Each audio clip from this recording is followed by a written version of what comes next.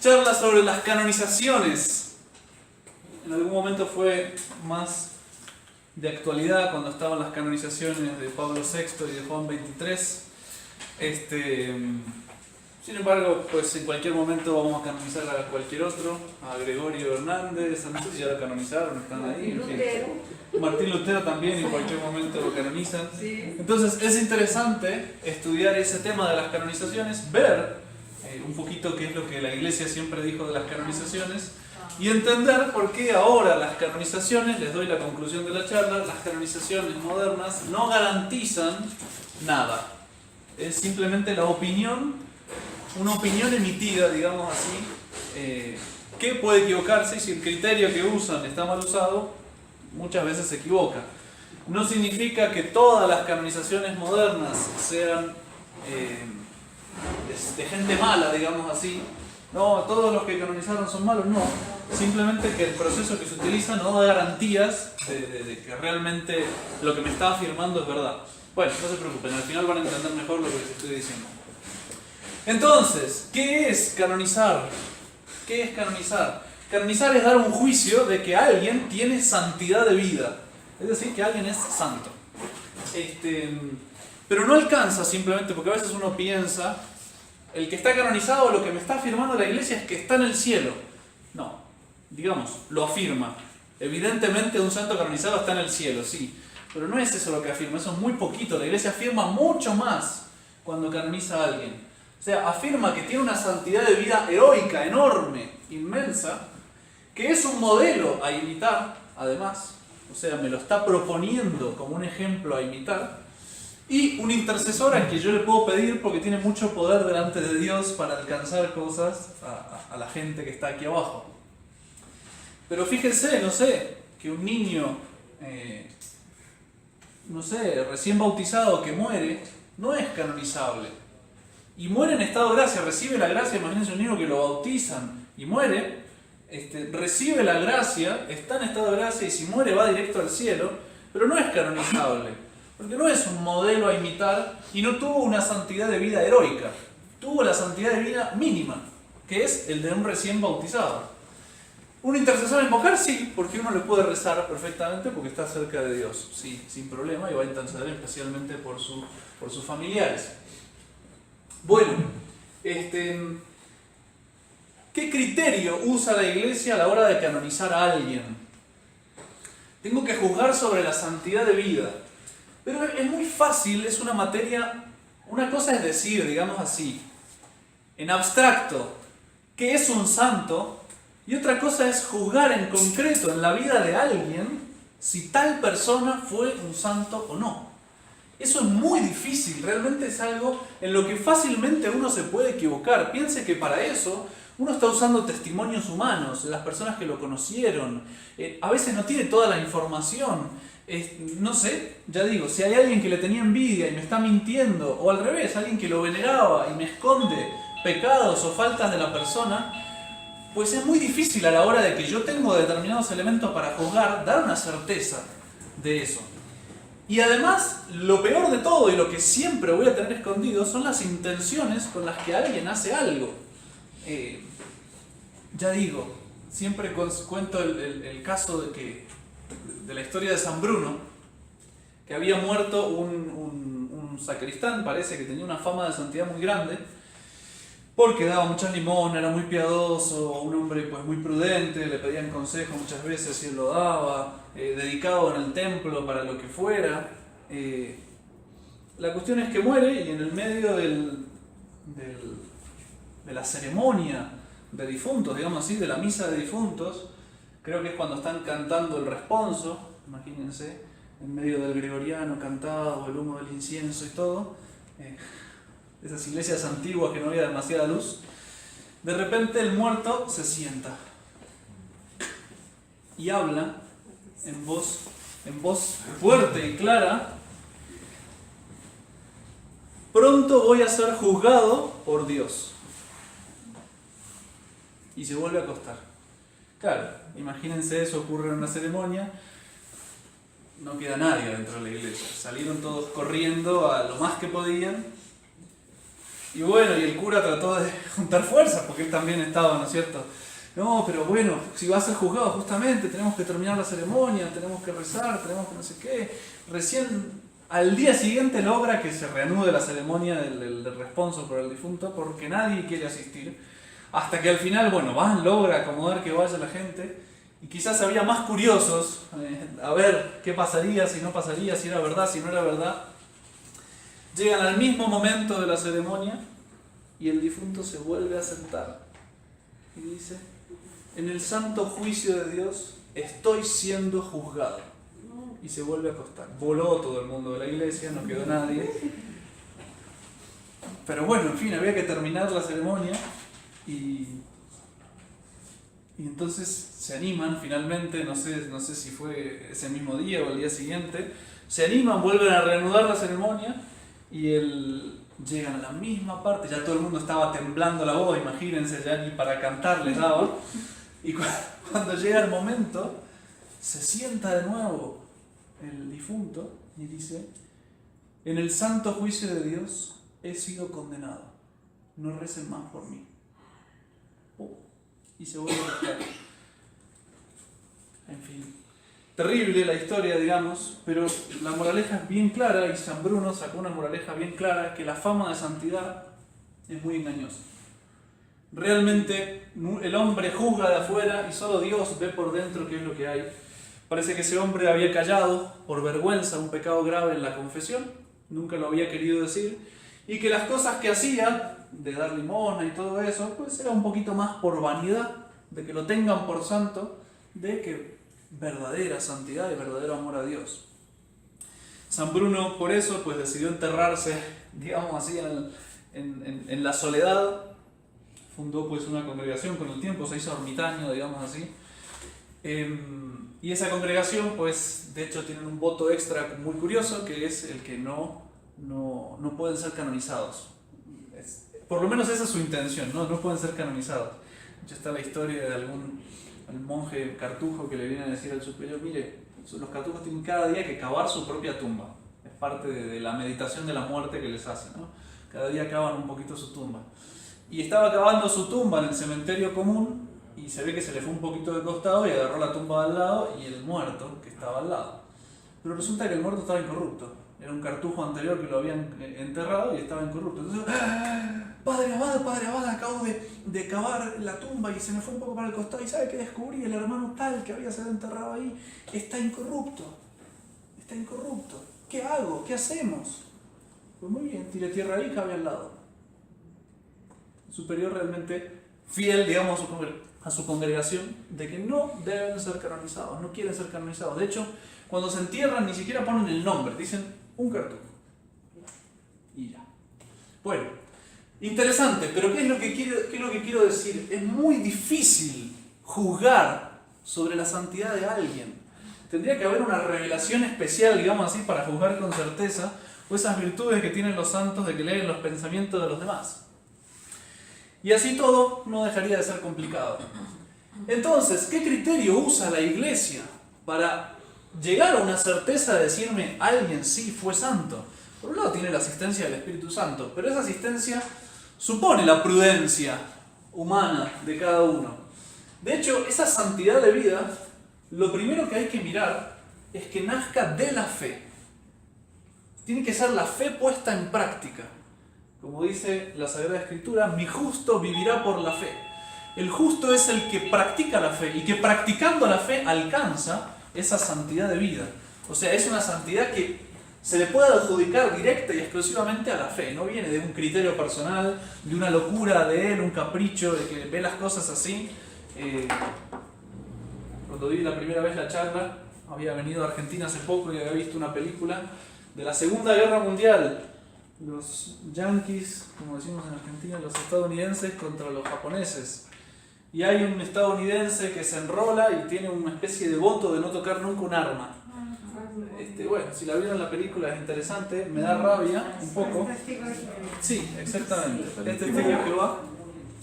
Y el hombre hace una cosa heroica, humanamente hablando, de salvar no sé qué cantidad, si 30, adelante, si 30 o más soldados de los estadounidenses, haciendo algo que realmente esté el límite de las fuerzas humanas.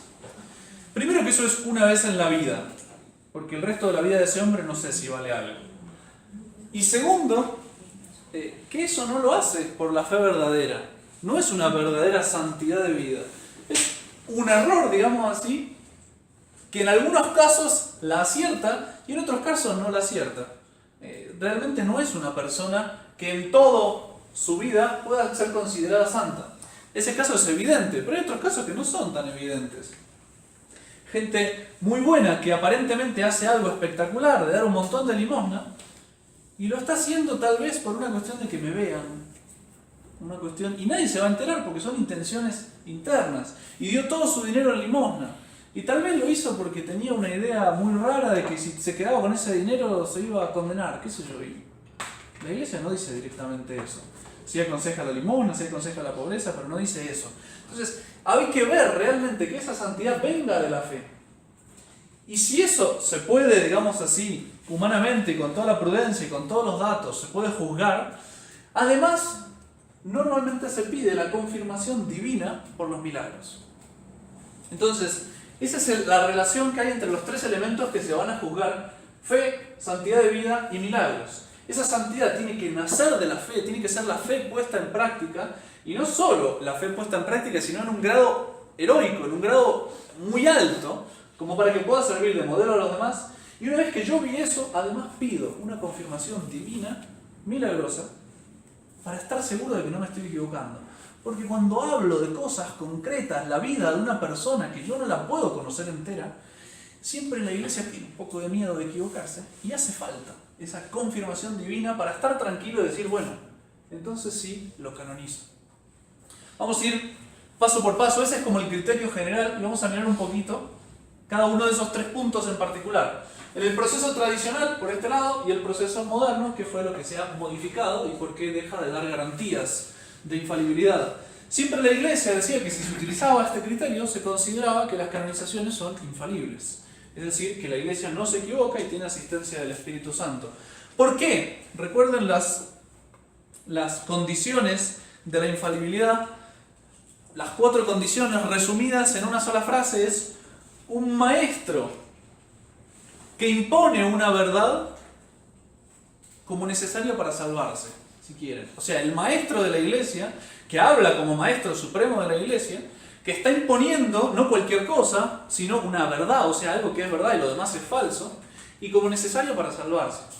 Que hay maestros que pueden hablar como maestros sobre verdades, pero no imponerlas. En mi opinión, de que esto es la verdad, y no les impongo.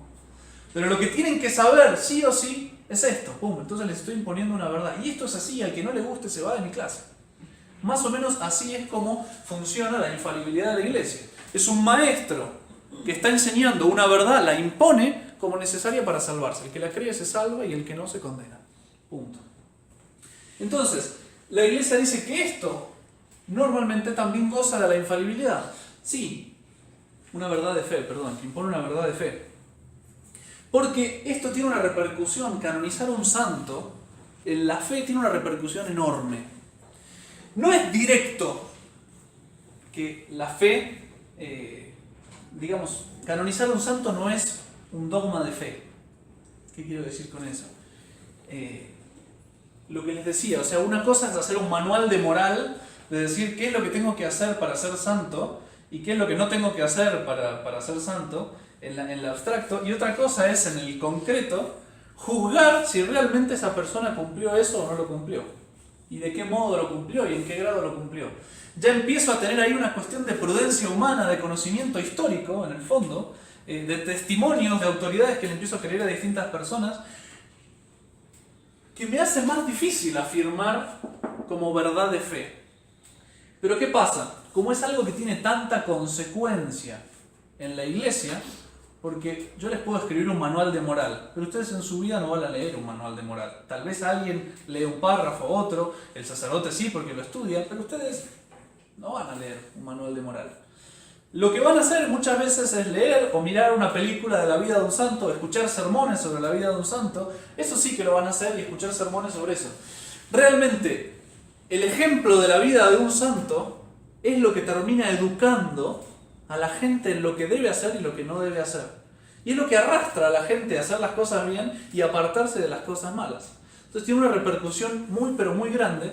Por eso la iglesia se tomaba todo el trabajo, digamos así, todo este criterio, y eso es lo que hacía a los teólogos creer bien, que goza de infalibilidad la canonización de un santo. Porque la influencia que tiene en moral y en fe en todos los fieles es muy grande. Bien, no es absolutamente directa la infalibilidad. ¿Qué quiere decir? Que si yo no guardo esta preocupación del método y del criterio a usar, por más que tenga un montón de repercusión en la moral de la gente, yo no tengo ninguna garantía de infalibilidad. Y mucho menos si yo lo estoy afirmando como papa con autoridad de maestro que impone una verdad como necesaria para salvarse. ¿Sí? Bueno, que eso lo tengan en cuenta porque siempre vamos a volver en todo el problema de la crisis moderna es que se ha dejado de enseñar como maestro. Ya no es esto es así, te guste o no. Es, bueno, algunos dicen que es así. De hecho, ya no existe más el índice, la condena de los errores que se está mirando el maestro, mirando a ver qué alumno se equivoca para corregirlos. No, ya no es eso, sino es el diálogo. Es el diálogo, la doctrina de la fe, vamos a expresar nuestra doctrina de la fe, pero no vamos a andar juzgando. Bueno, vamos directamente al proceso tradicional. Entonces, primer punto que se juzga es la fe. ¿Qué es lo que se juzga? Todos los escritos, todas las palabras, todo lo que pueda haber dicho el santo, si está de acuerdo a la fe católica, a la revelación. Es el maestro, la iglesia se para como maestro tomando el examen a su alumno. A ver, alumno, ¿usted qué me escribió aquí? Esto. Ah, bueno. Y hay justamente ya cuando empieza el proceso, hay que se llama el abogado del diablo, que justamente lo que va a tratar de hacer es demostrar que el alumno se equivocó. Entonces, está el maestro y esta frase, ¿cómo se entiende? Y el abogado del diablo, no, eso se entiende mal, porque fíjese que si usted hace esto así acá, se contradice con la doctrina de la iglesia. Y está todo, digamos así, un juicio, abogado del diablo y abogado de Dios, digamos así, la causa del santo, que va a defender que eso se entiende bien en este contexto, en el otro, tal cosa, tal cosa, tal otra. Si el juicio de eso se aprueba, bueno, excelente, podemos hablar de que esa persona pues tiene una fe ortodoxa, la ortodoxia de la fe, digamos así, la pureza de la fe. Después hay que demostrar, o vamos por partes un poquito más acá, el cómo. Bueno, que no haya ningún error. De hecho, si hay un pequeño error en la fe, claramente un error, por más que sea sin mala voluntad de la persona, si hay un error en la fe, pues ya es muy probable que el proceso se tire a la basura y por más que haya sido un santo y haya hecho milagros, hasta ahí llegó. Hasta ahí llegó. Y segundo, no alcanza que no haya error. Además, recuerden que un santo está puesto por modelo a imitar. Entonces es muy importante que no pueda inducir a otros al error, por más que él no tenga un error. Puede ser algo que sea muy ambiguo, que se pueda entender mal, que el santo lo entendía bien, pero que el resto de los fieles, mirando a ese santo, lo pueda entender mal. Y es algo muy, muy claro, y de hecho esto va a hacer muchas veces que los procesos de canonización se demoren hasta que cambien las circunstancias. Porque hace falta juzgar de la oportunidad. ¿Es oportuno canonizar a este santo o no? ¿Le va a hacer bien a las almas? ¿Va a ser un modelo para que puedan seguir en la fe y en la santidad de vida? ¿Sí o no? Por más que el santo haya sido muy santo, si no va a ser un modelo oportuno para este momento, el proceso de canonización de nuevo se aplaza o se deja o se tira. Si hay un error en el santo, ya se tira a la basura. Un error serio, se tira a la basura. Si puede inducir a otros al error, aunque él no tenga un error propiamente, pues entonces puede ser que sea aplazado o que quede ahí, digamos, en el tintero un poco para siempre, pobre. Segundo, ver la santidad de vida, lo que les decía, tiene que ser esa fe puesta en práctica. O sea, tiene que haber sido santo por practicar de la fe, por vivir de la fe. No puede ser una especie de bondad o bonachón natural por convicciones personales que no son las convicciones de la fe. Entonces tiene que ser realmente un catecismo con patas, digamos así. Tiene que ser una persona que haya vivido de eso. Y no solo la fe en la práctica, sino en la práctica hasta el heroísmo. O sea, tiene que ser, repito, un héroe.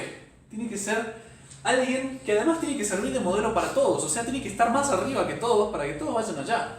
Porque si yo le pongo a la gente un santo más o menos, pues lo que voy a hacer es que algunos que son más santos vayan hacia abajo. O sea, les estoy bajando. Siempre el modelo tiene que ser lo más alto posible. Esa heroicidad de virtudes significa que es un santo que está habitualmente movido por los dones del Espíritu Santo. Yo he dado alguna vez una charla sobre los dones del Espíritu Santo, no me quiero alargar demasiado, pero una cosa es moverse por las virtudes y otra cosa es ser movido por el Espíritu Santo a través de los dones. El que se mueve por las virtudes tiene un conocimiento de fe. Yo me sé mi catecismo y trato de aplicarlo en la práctica acá y ahora según mis luces. El que se mueve por el Espíritu Santo ya está movido directamente por Dios según las luces de Dios, que son bastante más amplias que las nuestras. Porque yo hay muchas cosas que con la fe no puedo juzgar. Yo no puedo juzgar el interior de nadie por la fe porque no lo tengo. Pero si Dios, que conoce el interior de las personas, me mueve a determinadas cosas, puedo ir mucho más lejos de lo que podría con mi propia inteligencia iluminada con la fe. Por poner un ejemplo, se considera, y en los manuales de moral está, que el sacerdote que es violento con un penitente que se viene a confesar, comete un pecado grave. ¿Por qué? Porque le está haciendo más difícil a la persona confesarse y probablemente no se vuelva a confesar. O por lo menos se lo estoy complicando mucho. Tal vez hasta puede perder la fe, o sea, es muy grave una cosa así. Un sacerdote que se pone violento cuando alguien viene a confesarse. Bueno, resulta que el Padre Pío, no es un santo canonizado de la antigua, pero no importa, el Padre Pío resulta que les decía de todo a los penitentes, los mandaba de nuevo, que se fueran, los echaba, les gritaba. Y alguna vez se lo hicieron ver, pero padre, ¿cómo va a hacer usted eso? No sé qué, no sé cuánto. Y el Padre Pío decía, pero fíjense, que yo siempre que trato, entre comillas, mal a alguien, después vuelven siempre mejor dispuestos. ¿Por qué? Y porque se estaba moviendo ya con Dios, que Dios sabía que para esa persona le convenía ser un poco más fuerte. Y Dios tenía esa certeza de que no iba a fallar. Y de hecho él lo decía, ven, fíjense que nunca un penitente que yo trato así se va y pierde la fe. No, siempre vuelven después y mejor preparados, mejor dispuestos. Bueno, eso es una señal clara de que lo estaba moviendo, por lo menos en ese tipo de casos, el Espíritu Santo. Porque él tenía esa intuición, digamos así, movido por Dios, de que eso iba a funcionar y funcionaba. De hecho. Y eso solo se puede dar, digamos así, de modo habitual, de modo constante. No alcanza, porque todos tenemos los dones del Espíritu Santo en la confirmación. Y eso significa que Dios nuestro Señor, en circunstancias de nuestra vida particulares, nos puede mover.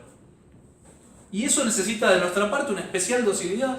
Hay momentos en que por la gravedad del asunto, nosotros estamos muy conscientes de que necesitamos a Dios y rezamos y esperamos que nuestro Señor nos ayude, nos ilumine porque no sé qué hacer y de repente las cosas las hacemos y salen y funcionan. Bueno, puede ser que en esos casos, y es muy probable, que el Espíritu Santo mismo nos esté moviendo. En ese tipo de casos en los que hay de parte nuestra una docilidad especial al Espíritu Santo y que de repente las cosas vemos que funcionaron, digamos, no es que seguí una intuición mía personal, sino que realmente funcionó y funcionó santamente y más allá de lo que yo podía esperar. Bueno, ¿qué quiero decir con eso? La mayoría de los cristianos algunas veces en su vida son movidos por el Espíritu Santo, pero no me alcanza eso para canonizar a alguien. Lo que necesito es que sea alguien movido habitualmente por el Espíritu Santo, es decir, alguien que vive en esa docilidad de modo constante. Y entonces el Espíritu Santo lo mueve cuando quiere y de modo muy normal, muy constante. Por eso llega a una heroicidad de virtudes de modo habitual que no se puede practicar si no es movido por el Espíritu Santo. Las puras virtudes no alcanzarían a eso si no fuera porque están movidas por los dones. Por eso, la mayoría de las cosas, no la mayoría, pero muchísimas cosas de la vida de los santos no se pueden imitar simplemente con la virtud. ¡Ah, qué horror que está diciendo Padre! Sí, porque si el Espíritu Santo no me levanta hasta esa altura, no llego. Tan sencillo como eso.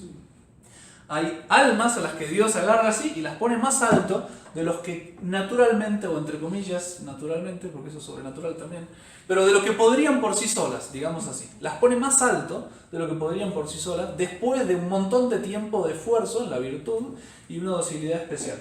Bueno, y eso es muy importante porque a la hora de dirigir un alma es bien importante saber qué es lo que son capaces de hacer las virtudes normales y qué es lo que solo se puede hacer con los dones. Cuando uno lee la vida de un santo, tiene que saber qué es lo que puede imitar en esa vida y qué es lo que solo puede admirar o esperar a que el Espíritu Santo me lo mueva.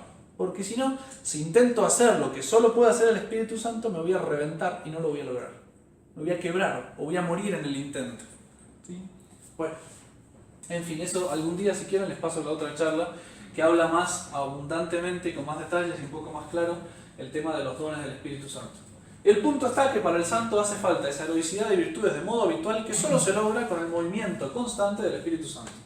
Bien, una vez que estas dos cosas se aprobaron, tienen un plachet después de un juicio, que ya repito, hay fiscales y hay abogados defensores, entonces después de ese juicio que Roma lo prueba con la autoridad del Papa, se piden los milagros para beatificar a la persona o para canonizar, si quieren vamos directamente al final.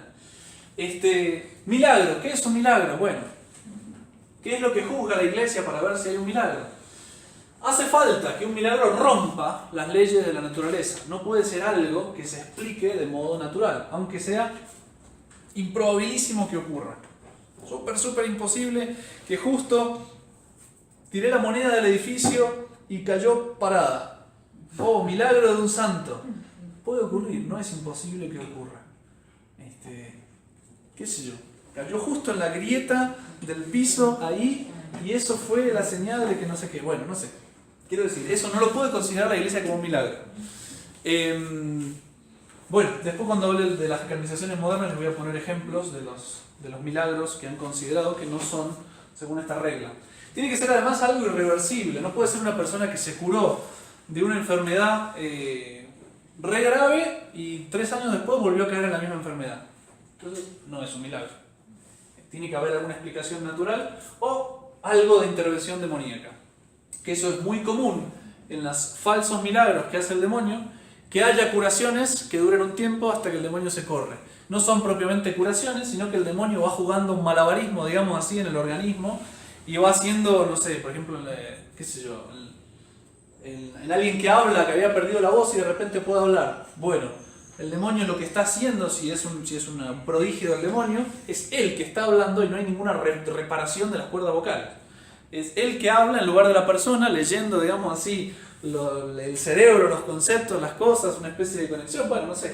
Y entonces él es el que habla. Y cuando se hace un exorcismo, la persona queda muda de nuevo. Y la gente se la agarra con el cura que hizo el exorcismo.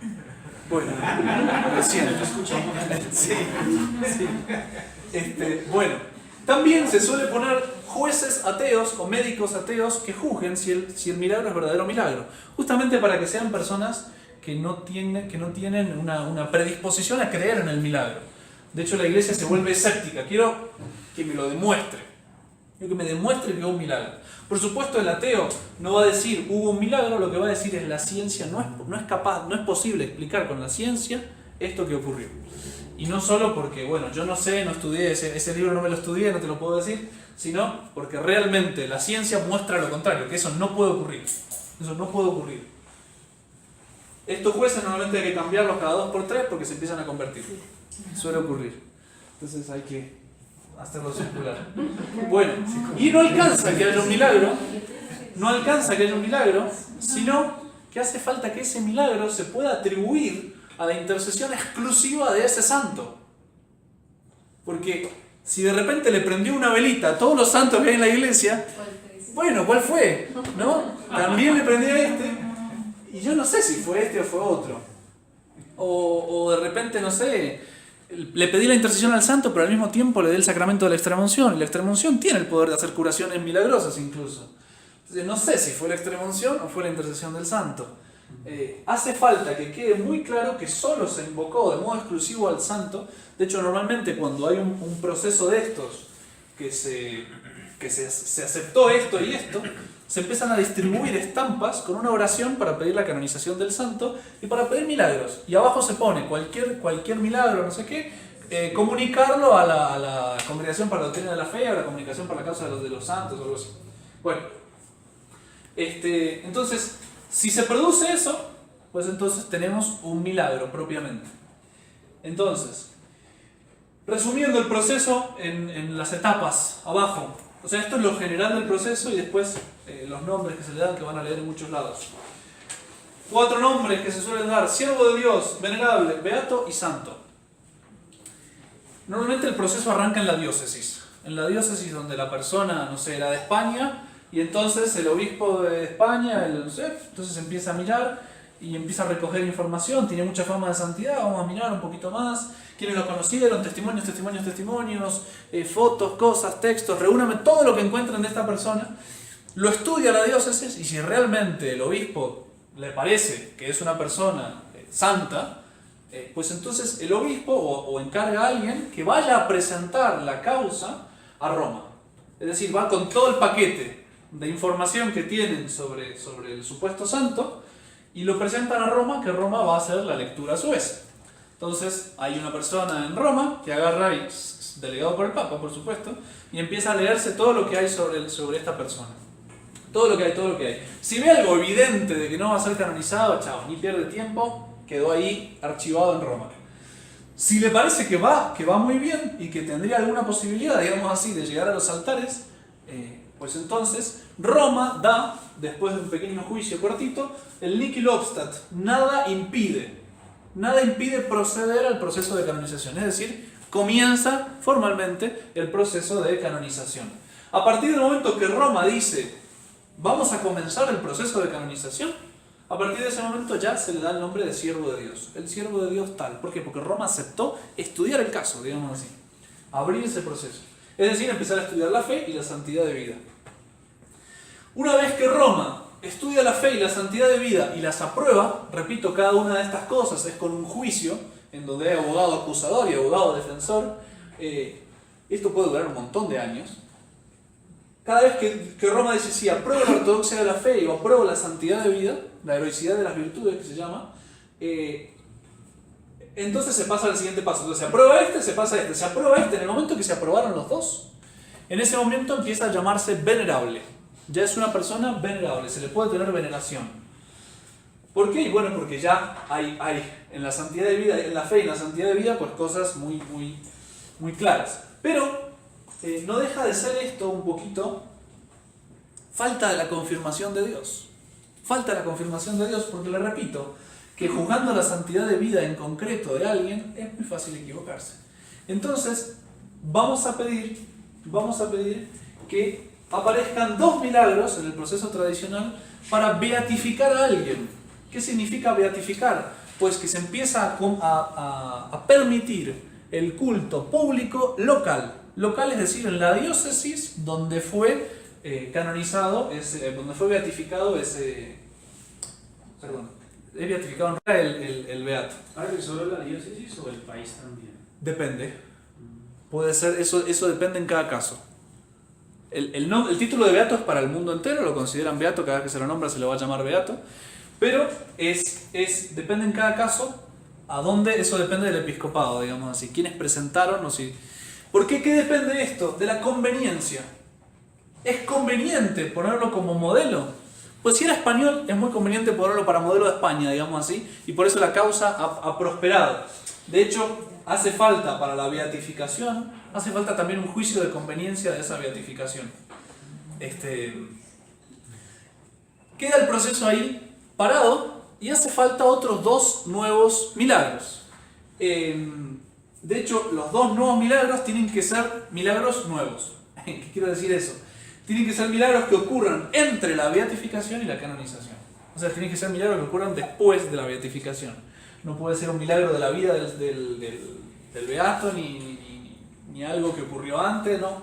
Tienen que ser milagros nuevos. ¿Por qué? Porque Dios, la Iglesia lo que está pidiendo es la confirmación para canonizarlo.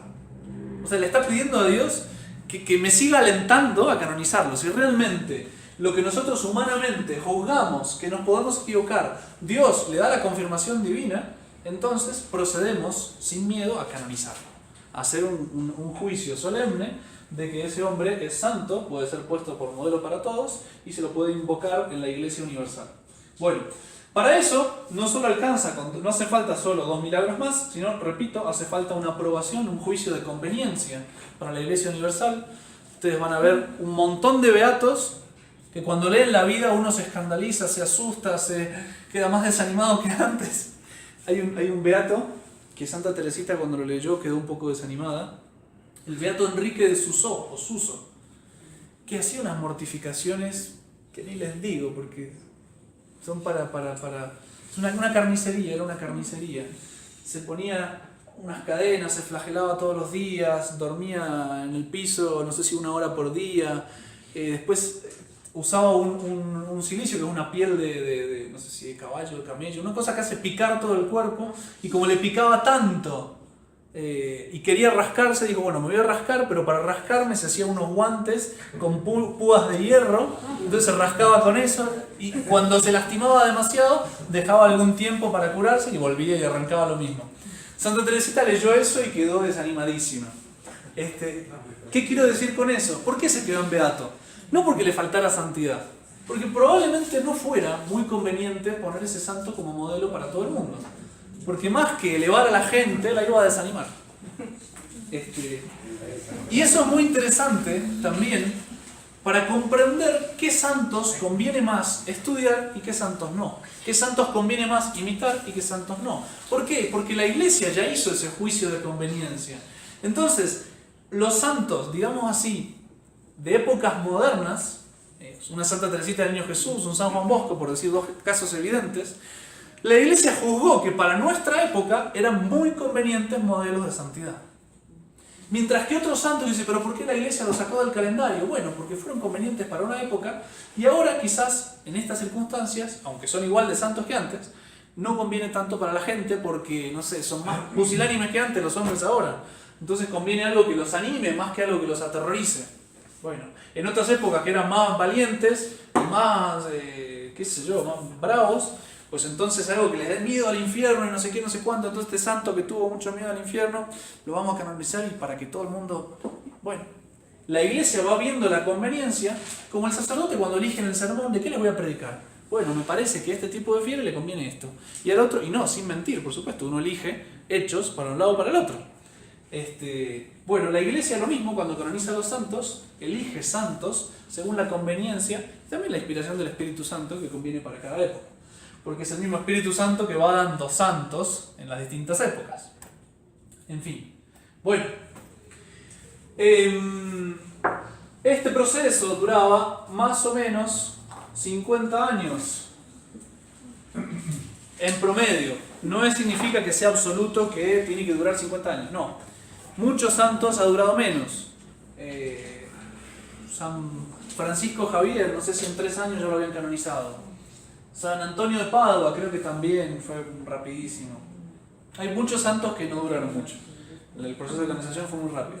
Pero la prudencia humana, digamos así, que uno tiene que poner para asegurar esa infalibilidad, esa prudencia humana pues indica que es conveniente esperar, para que se calme un poquito la ebullición, el fervor, el fanatismo, entre comillas, por el santo, y uno pueda sacar con más imparcialidad los testimonios que son necesarios para canonizar a alguien. Porque, repito, termina siendo la santidad de vida y la fe un juicio histórico. Que alguien me dice, no, yo les aseguro que él siempre que hablaba decía tal cosa y tal otra, y yo les aseguro que... Bueno, esperar que se apague un poquito el fervor, con el tiempo uno ve más claro, y también que se conozca todo sobre el santo. Porque a veces después van apareciendo cosas que antes no había visto. Ya yo sé que después de 50 años ya apareció todo, y si no apareció no va a aparecer. Ya se enterró. Entonces mi juicio de canonización ya va a quedar en lo que se conoce, digamos así. Es una cuestión de prudencia que va a facilitar que aparezca la infalibilidad en el asunto. Bueno, un juicio hecho de esa manera es infalible. Es infalible. Porque es muy importante que uno mire que si uno no sigue este orden, van desapareciendo las garantías de la infalibilidad. Porque milagros, un alma del purgatorio puede interceder para hacer milagros. Puede interceder para hacer milagros. Cualquier alma que reza puede alcanzar un milagro de nuestro Señor. Judas hizo milagros. Nuestro Señor los mandó y vayan y curen todas las enfermedades que encuentren. Judas hizo milagros. Y eso no alcanza para canonizar a alguien. Entonces, ¿en qué? De hecho hay la vida de San Francisco de Sales, si no me equivoco, lo llaman para juzgar sobre la santidad de una monja, pero cosas extraordinarias. La monja iba a comulgar y la hostia se le escapaba de la mano al sacerdote, venía volando, comulgaba, no comía prácticamente nada, creo que se alimentaba de la pura hostia, cosas así muy, así, y tuvo una fama grande de santidad, qué sé yo. Y San Francisco de Sales Bueno, todos vamos a mirar el caso. Creo que era San Francisco de Sales, si es otro santo, les pido perdón. Y entonces abrió la puerta del convento, la hizo entrar a la... Bueno, ¿dónde está la santa? Pregunta. Yo, acá estoy. Y San Francisco de Sales inmediatamente dio media vuelta y se fue. Acá no hay santidad. Dijeron, no hay santidad. Después se descubrió que la monja, había medio un pacto con el demonio, y el tema también de la comida, parece que se comía unos chorizos a escondidas por ahí y por allá, literalmente. ¿Qué quiero decir? El que haya milagros no me da garantía de nada si esos milagros no están dentro de un ambiente de santidad. O sea, dentro de un ambiente de santidad verdadera es que el milagro me dice algo. Díganme. El ejemplo que puso de apóstol de Judas. Eso me parece particular, ¿no? Es curioso. Porque él sí hizo los milagros en el nombre del Señor. Sí. ¿Hay otros casos de pronto que hayan hecho? En los comienzos de la iglesia hay muchísimos casos de esos. De hecho, cada una de las personas normalmente tenía carismas, gracias que no son dadas para la santificación de la persona, sino para la edificación de la iglesia. La idea de que la iglesia, el deseo de nuestro Señor de que la iglesia se difundiera rápido, hizo que multiplicara de modo muy abundante en los primeros tiempos esos carismas. El hablar en lengua, si ustedes leen las epístolas de San Pablo hasta los regaña por el mal uso de los carismas. Oiga, pero cuando si alguien va a interpretar, si alguien va a hablar en lenguas, que haya alguien que interprete, porque si no estamos perdiendo el tiempo. Pues, cosas así, pero vos decís, o por favor, no se peleen para hablar todo, que hable uno a la vez. Y son toda gente que tienen cosas milagrosas, cosas que son carismas, que repito, pasa que el punto está en que los carismas no santifican a la persona. Yo puedo hacer milagros y estar en pecado mortal. Dios, con el tiempo, lo que va haciendo es, cuando ya la iglesia se distribuyó, es guardar como celosamente, digamos así, esos carismas, esas cosas milagrosas, los reserva para los santos. De a poco, cada vez más. Pero en los primeros tiempos era muy normal que todo el mundo que recibía el Espíritu Santo tuviese algún tipo de carisma. Dios, cuando la iglesia se difundió, cuando ya no fue más necesario eso, lo fue quitando. Lo fue quitando y cada vez fue menos frecuente. Pero no podría pasar que uno tuviera algún don de esos y haya gente que tenga un don de leer las conciencias, y es cierto, y lo tiene, y no es un santo. Cada vez es menos frecuente, Dios ha permitido que eso sea cada vez menos frecuente, pero podría pasar. O alguien que tuviera el don de curar enfermedades y no fuera un santo. Y hay gente que tiene don de curar enfermedades. En fin, no deja de ser interesante, son carismas. De hecho, parece que era así, que los reyes católicos de los distintos países Dios les había dado determinados poderes particulares para poder curar distintas enfermedades o hacer distintas cosas. No me acuerdo ahora los casos particulares, pero alguna vez sí he leído, por ejemplo, creo que el rey de Portugal podía curar enfermedades de garganta. Y yo decía, pero qué raro, sí. Y Dios se lo daba, pues para el bien de la cristiandad, digamos así, también para levantar la figura del rey y facilitarle a todos la obediencia, pero no fue ningún santo canonizado. Digamos, ¿qué quiero decir? Puede ocurrir eso y no necesariamente tiene que estar en la santidad. Cuando el milagro es una garantía de la santidad, cuando está... es una garantía de la afirmación divina, y cuando está dentro de un ambiente de santidad. Pero la misma santidad es dudosa si no está en un ambiente de fe totalmente ortodoxa. Dígame, Hans. Ese tema de los milagros, entonces, ¿puede salir de la Iglesia Católica?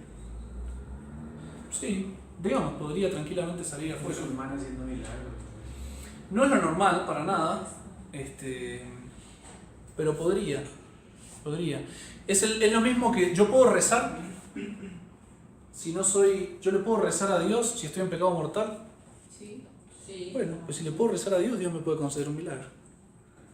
Un musulmán le puede rezar a Dios, podría ser que él no creyera demasiado, pero dije, pero le voy a rezar al Dios de los cristianos para pedirle un milagro, podría recibir un milagro de parte de Dios. Sí, porque recuerden que no es el santo el que hace el milagro, sino que pide a Dios el milagro, a diferencia de Cristo, que Cristo dice, yo te lo mando, levántate. Bueno, es Él, pero el otro se arrodilla, reza y Dios concede. Es una cuestión de intercesión. ¿Dios está obligado a escuchar a un musulmán? No. Entonces, ¿estás obligado a escuchar a un pecador en pecado mortal? No. Entonces, es mucho más probable que Dios nunca conceda o que conceda en casos excepcionalísimos. Y siempre los milagros, repito, no están dados para la santificación de la persona, sino para el bien común, sobre todo de los no creyentes. Sobre todo de los no creyentes, porque los que creen no necesitan milagros. Los que creen ya no necesitan. Para una conversión, ¿no? Sí, para facilitar la fe. Y pues el carisma no es garantía de santidad. Para nada. Para nada. O sea, el carisma es lo que se llama una gracia gratis data. Es una gracia que se da gratis, que no hace santo al que lo tiene, y el fin que tiene Dios al dar eso es la santificación de la iglesia. Sí. En un catecismo que usted le estaba dando a los niños, a mí me causó curiosidad y decía, qué chévere, porque yo tan viejita y no sabía eso. Y usted decía que los milagros son del cielo. Y lo que hace el diablo no son milagros, porque no son del cielo, son imitaciones. Un milagro es quebrar las leyes de la naturaleza. El demonio no puede quebrar las leyes de la naturaleza. Puede acelerar leyes de la naturaleza, frenar leyes de la naturaleza, mover cosas físicamente, hacer prestidigitación como hacen los magos, digamos así, de un modo un poquito más rápido, digamos así, y más eficiente, pero no puede propiamente romper las leyes de la naturaleza. Pero es muy interesante, por ejemplo, que el demonio puede simular una resurrección, por ejemplo. No puede resucitar a un muerto, porque eso sería romper la ley de la naturaleza. Una vez que se separó cuerpo y alma, no hay poder humano ni angélico que pueda volver a unirlo. Pero el demonio podría simular una muerte, entonces los signos vitales los baja al punto que ningún instrumento de medición humano lo pueda medir, y él mientras tanto va oxigenando la sangre de otra manera, lo disimula. No sé, podría ser incluso que la primera capa de piel se pudra, acelerando un proceso natural, que se pudra. Podría poner en el ambiente olor a podrido de tal manera que cualquier persona que vaya ahí mira a la persona y dice, está remuerta. Y después, acelerando de nuevo procesos naturales, podría restaurar la piel, podría volver a dar los signos vitales y que respire fuerte, que se levante y que se mueva, y como si nada. Y toda la gente que estuvo ahí, ¡ah! Resucitó un muerto. Sí, podría hacerlo. Por supuesto con el permiso de Dios, necesitaría un permiso de Dios. Pero lo podría hacer, tendría el poder como ángel para hacer eso, no sería un milagro, pero todo el mundo creería que hubo una resurrección. Normalmente, ¿por qué va a hacer eso el diablo? Porque quiere meter alguna doctrina falsa, quiere inyectar una doctrina falsa en el mundo. ¿Por qué el diablo hace falsas apariciones de la Virgen, o de los santos, o de no sé qué, donde se reza el rosario, donde se hace... ¿Por qué el diablo hace eso? Oh, pero está perdiendo almas, están rezando el rosario. Sí, digamos, juega a largo plazo.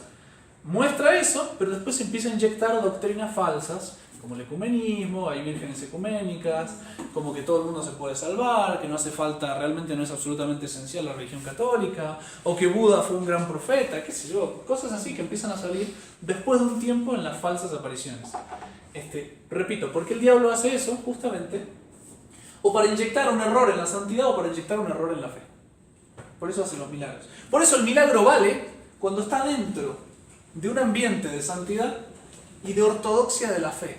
Porque eso significa que el que está poniendo ese milagro para realzar la fe es Dios.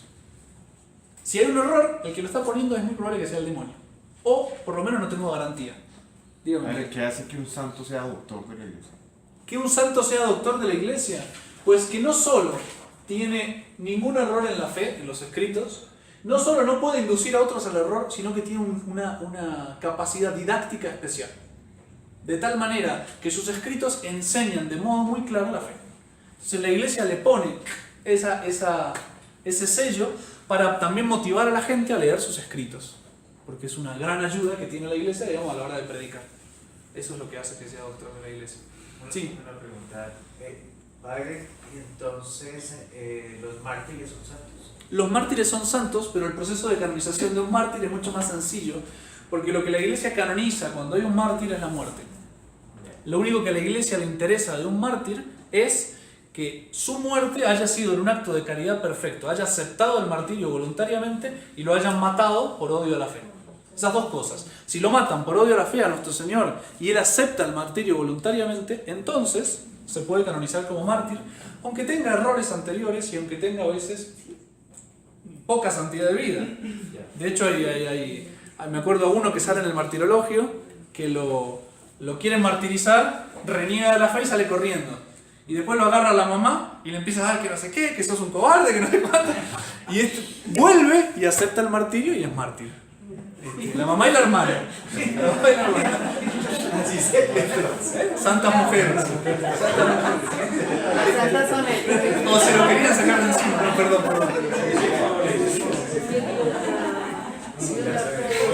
O el famoso que ahora se habla, el canon. ¿Cómo se llama? Del Papa.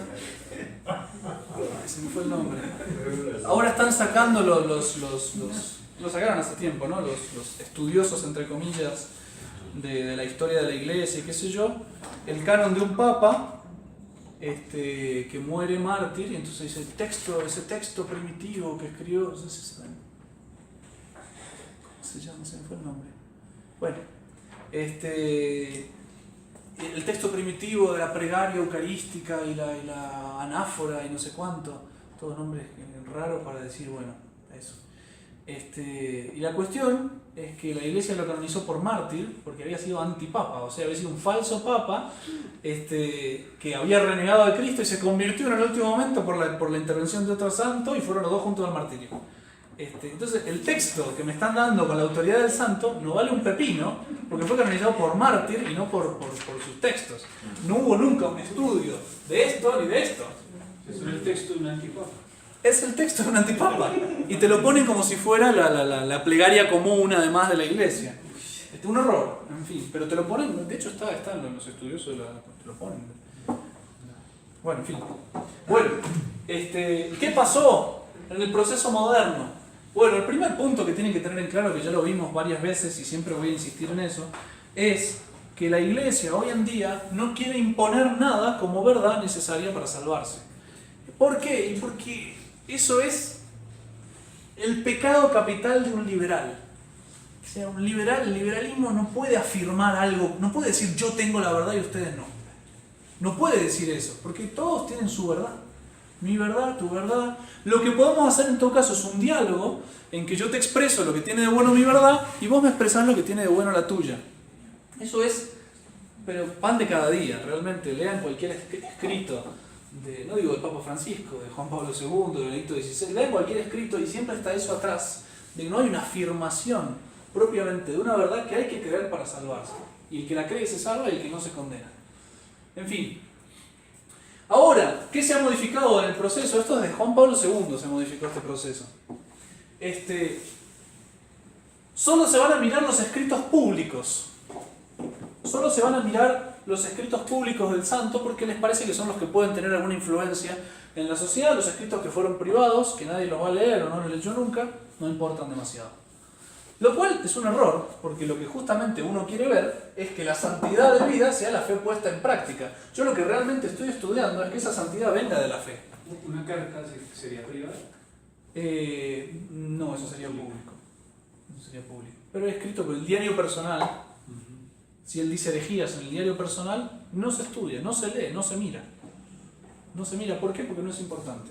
Mentira, sí es importante ver, justamente lo que yo tengo que ver constantemente es que haya vivido de su fe y que su fe no tenga errores. Porque si hay errores en la fe, entonces esa santidad no está viniendo propiamente de la fe. Y les digo más, la heroicidad de virtudes no es compatible con errores en la fe. Por eso, cualquier errorcito acá me está diciendo que no hay verdadera heroicidad de virtudes. Porque el Espíritu Santo, si me está moviendo de modo habitual, no me puede mover de modo habitual los errores contra la fe. Se ven todos los santos canonizados que hay una intuición increíble para detectar cualquier error en la fe, por pequeño que sea. Y aunque no hubieran estudiado nunca teología, tienen esa intuición que es como fruto del Espíritu Santo que los mueve y les hace detectar o decir o hablar con claridad de cosas de la fe que, repito, nunca estudiaron. De hecho, nos reíamos en el seminario en una lectura del comedor. Nos reíamos bien, digamos, no en burla ni nada, sino que San Martín de Porres, que barría, digamos así, nunca había estudiado nada de qué sé yo, lo consultaban para cosas de teología y en un momento le preguntan una cuestión de teología, que no es de filosofía más que de teología, que es si hay distinción, no van a entender nada, pero no importa, si hay distinción entre esencia y acto de ser en Dios. Y él responde, justo a lo que estábamos estudiando en teología en ese momento, y él responde tac, tac, tac, con una claridad espectacular, que nunca estudió nada. Si no puede haber en Dios distinción entre esencia y acto de ser, porque es el acto puro, no sé qué, su esencia es justamente ser. Bueno, una cosa así, ¿de dónde sacó eso? Bueno, justamente porque al estar movido habitualmente por el Espíritu Santo, sobre todo por el don de consejo, no puede haber errores en la fe. Por eso lo primero que miro es esto: si hay un error en la fe, señal clara de que no hay de modo habitual una heroicidad de virtudes. Entonces, ya, se cayó lo del medio. En todo caso, habrá una bondad muy grande a nivel de las virtudes, sí, muy grande puede ser, pero no es canonizable, punto, se acabó. Bueno, son escritos públicos, entonces... ¿Tampoco llegaría a Beato, padre? ¿Quién? O sea, ese ejemplo. No, para nada. No, para llegar a Beato tienen que estar estos dos puestos. Correcto. O sea, lo único que podemos decir es que es siervo de Dios y no más. Sí. O sea, no llegaría ni a venerable. O sea, el venerable ya tiene estas dos cosas aprobadas. Siervo de Dios porque se abrió la causa, lo empezamos a estudiar. Se ve que era alguien muy bueno, digamos, siervo de Dios. Bueno. Entonces, son los escritos públicos, que ya repito, si hay errores en cosas privadas no se miran, pero lo peor y lo más grave en esto es que ya no es el criterio de ¿es la verdad o es el error? O sea, no estoy mirando, agarro el catecismo y le tomo un examen a mi alumno, digamos así, no es la iglesia que le está tomando un examen al santo que quiere canonizarse, digamos así. No. Ya lo que se mira es que esté de acuerdo con el sensus fidei, es decir, con el sentido de la fe que tienen los fieles. Si todos los fieles les parece que ese santo tiene una fe muy grande, entonces aprueban la fe. ¿Qué es lo que hay atrás? Lo que les voy a repetir 500 millones de veces, ya se lo he repetido, es que para el moderno, el pueblo, la revelación viene a través del pueblo. El Espíritu Santo mueve a las almas de abajo para que brote arriba distintas cosas. Sean los dogmas por un lado, sean los santos canonizables, sea la verdad de alguna revelación. Entonces el criterio que van a tener para la verdad de un santo es si la gente le tiene devoción. O sea, el Espíritu Santo se volvió demócrata. Sí, tal cual. Literal. Sí, Eso es la teología de la liberación. también, digamos, la teología de la liberación ya es una consecuencia de eso. Pero hay un montón de otras cosas que no son teología de la liberación que tienen eso adentro. De hecho, el que hace esta reforma en el proceso de canonización es Juan Pablo II, que fue el que canonizó la teología de la liberación. A Leonardo Bosch, que canonizó, que condenó. Perdón. Solo condenó 2 personas en todo su pontificado Juan Pablo II. Leonardo Bosch, que se ve que era demasiado malo, y Monseñor Lefebvre. Así que, bueno. Todos los demás son gente buena. En fin. Bueno, pero ese es el criterio hoy en día. Si la gente les tiene devoción, es bueno. Y es el mismo criterio para las apariciones. La iglesia normalmente siempre se reservó el juzgar, el juicio sobre la verdad o falsedad de una aparición de la Virgen o de un santo o algo. Entonces la iglesia, ¿qué miraba? Pues miraba estas 3 cosas. ¿Tiene algo contra la fe? El vidente tiene santidad de vida. Si no tiene santidad de vida tampoco suena bien. ¿Y hay algún milagro que me apruebe esa aparición? ¿Algo que me muestre realmente la mano de Dios o no? Y si es así, se puede creer. Listo, punto. Eso es el mismo criterio que la iglesia, porque es el criterio de prudencia humana para ver si la revelación es verdadera o no. Punto, se acabó. Pues ahora las revelaciones privadas, las canonizaciones, los dogmas, pues dependen de lo que la gente cree, de lo que la gente le tiene devoción, lo que junta gente. Por eso se permite el movimiento carismático en la iglesia, por eso la Virgen de Medjugorje, por eso la Virgen de San Nicolás en Argentina. Apariciones que son clarísimamente falsas, que cuando haces un estudio cortito comparando al catecismo, comparás y no pasan el examen. Si fuera un alumno de catecismo, la Virgen no aprueba, no aprueba. Entonces, no, eso es falso, pero de acá a la China. Y sin embargo, si la gente le tiene devoción, dejan hacer. En Argentina cosas más graves, el gauchito Gil, que era un ladrón que rezaba mucho y hacía limosnas con sus robos. Pero ni siquiera Robin Hood, o sea, era para calmar la conciencia, hacía un poco de limosna, porque no era que robaba para dar las cosas. Él robaba para él y daba un poco de limosna. Pablo Escobar sería canonizable. La gente le tiene devoción, construyó iglesias, bueno, sería canonizable. Bueno, Y la santidad de vida, en definitiva, está reducida a la fama de santidad. La fama de santidad, o sea, ya no se juzga realmente si hay heroicidad de virtudes con un criterio de teólogo, digamos así, sino si hay una fama de santidad entre la gente. Realmente eso es literalmente así. De hecho, miren la canonización de Juan Pablo II, santo súbito. ¿Por qué? Porque la fama de santidad explotó en el momento de la muerte, fama de santidad inflada por todos los medios de comunicación que pusieron en todos lados que era un santo. Y la gente pues siguió los medios de comunicación, entonces santo súbito. Y la famosa frase, Vox Populi, Vox Dei, pues hoy es... El modo de canonizar a alguien es ese. Si el pueblo grita que es santo, entonces es santo, es evidente. ¿Por qué? Porque está movido por el Espíritu, entre comillas. Y los milagros, en este tipo de ambiente, si estas dos cosas no están claras, un milagro no me prueba nada. Y repito, puede haber milagros fuera de ese tipo de cosas, porque ponele que el pobre hombre, sea quien sea, está en el purgatorio. ¿Las almas del purgatorio pueden interceder por nosotros? Sí. Sí, claro. ¿Nunca lo han rezado? Sí. Está en el catecismo, revise su catecismo. Usted le puede rezar a las almas del purgatorio y ellas pueden interceder por nosotros. Sí. Y si pueden rezarle a Dios, ¿por qué no le van a poder rezar a Dios las almas del purgatorio? Sí, claro. Le pueden rezar a Dios, entonces Dios puede concederles milagros. Sí. O cosas que no necesariamente son milagros, pero quiero decir, puede ocurrir que un alma del purgatorio haga algo milagroso. Están los requiem, ¿no? Para él. No dice rezar por nosotros, que nosotros rezaremos por nosotros. Sí, además. Hay que rezar. Bueno, pero si son verdaderos, no me prueban nada. En este contexto, que estas dos cosas no se estudiaron bien, un milagro no me prueba nada. Claro. Porque ya no es una confirmación de Dios de todo el proceso que hice. Es, yo me tiro a dormir y que Dios me haga un milagro. Sí, no es así que funciona. Y después, algunos no son verdaderos milagros. No sé si me equivoco, creo que es en el proceso de canonización de Juan Pablo II. Hay una persona que tiene un aneurisma cerebral, que eso produce, qué sé yo qué, tenía ya pronóstico de muerte, digamos así, en poco tiempo, un aneurisma grave. Una dilatación de uno de los... ¿Hay algún médico por acá? ¿Este médico? No. ¿Hay algún médico que me explique? Bueno, en fin.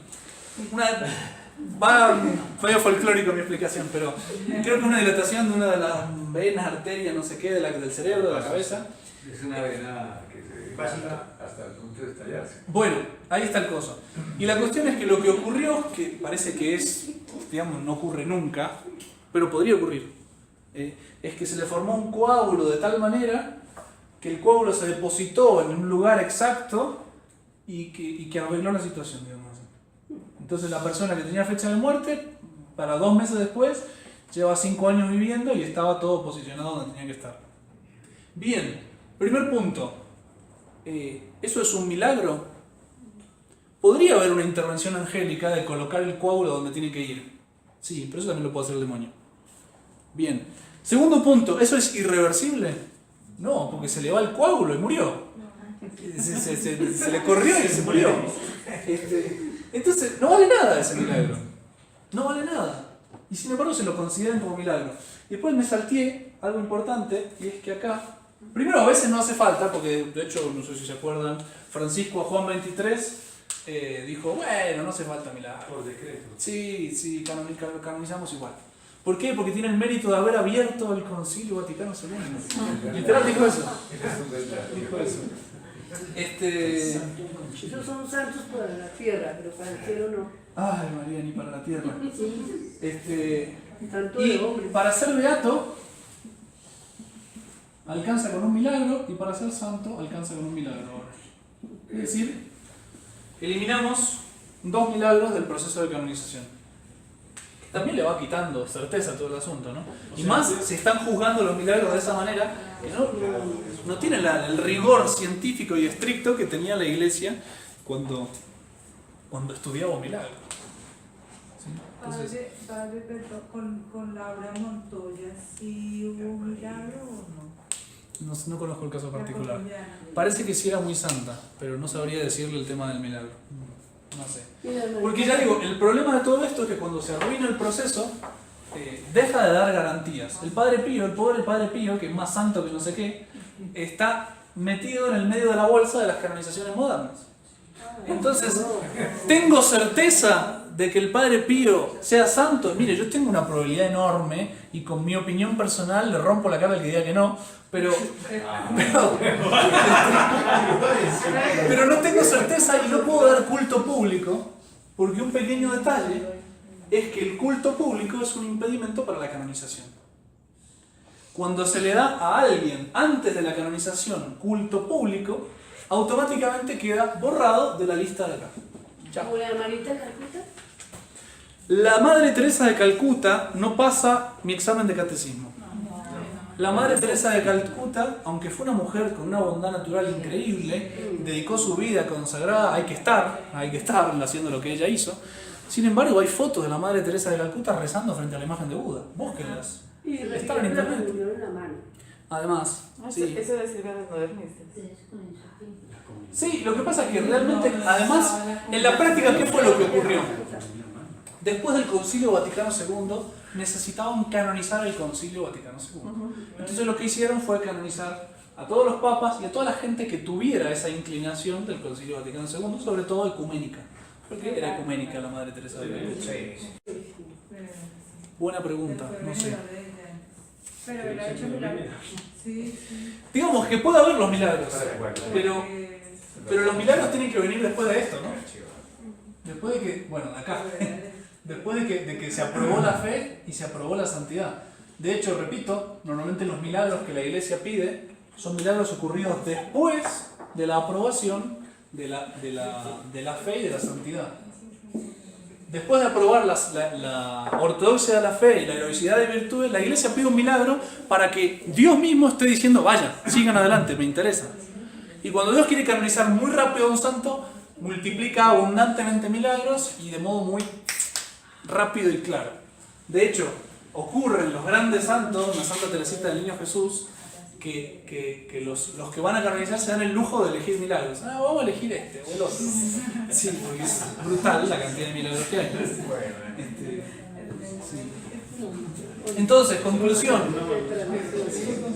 El proceso moderno no garantiza la infalibilidad para nada y es muy probable que en la mayoría de los casos se equivoque.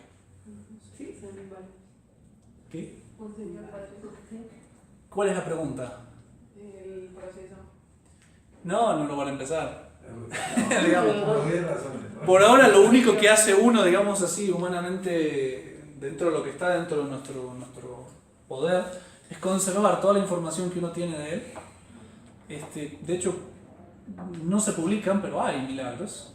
Nosotros no los publicamos por una cuestión de modestia, digamos así, pero se anotan, se guardan, se registran, y el día que Dios permita se presentará en Roma la causa para pedir una canonización, y Roma estudiará y veremos. Por lo pronto nosotros le debemos un agradecimiento enorme, porque no estaríamos acá si no fuera por él. Bueno, ¿alguna pregunta más o corto acá? Todos esos cambios Dígame.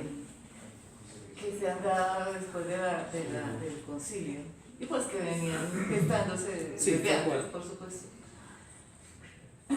Un papa que venga puede también decir eso puede volver a la tradición, digamos. Debería. Eso podría esperarse. Sí, debería serlo así. No sé qué tan rápido lo hará. Los procesos, por ejemplo, es algo que sería muy fácil de solucionar, digamos. Es decir, bueno, a partir de ahora el proceso vuelve a ser como antes porque no me gustó el anterior. Y de algún modo disimulado, por lo menos en la práctica, empezar a mostrar que uno no le tiene demasiada fe a los canonizados modernos. Qué sé yo, ahí también entra una cuestión de prudencia pastoral, de cómo voy llevando la cosa a donde sé que tengo que llegar, ¿no? Por ahí me conviene tomar esta callecita de algún lateral en vez de ir por la central, o al contrario, me conviene ir con el tanque y romper todo lo que se me ponga delante y voy por acá. No sé, dependerá de las circunstancias, del poder que tenga el Papa, de la obediencia que tenga de la gente. Tal vez ya queden tan poco fieles que sea más fácil, no sé. En fin, cuando llegue un Papa o se convierta un Papa, veremos. Si yo fuera Papa, destruiría todo. Duraría 15 minutos como Papa. Bueno, rezamos. En nombre del Padre, Santo. Amén. Gloria al Padre, al Hijo y al Espíritu Santo.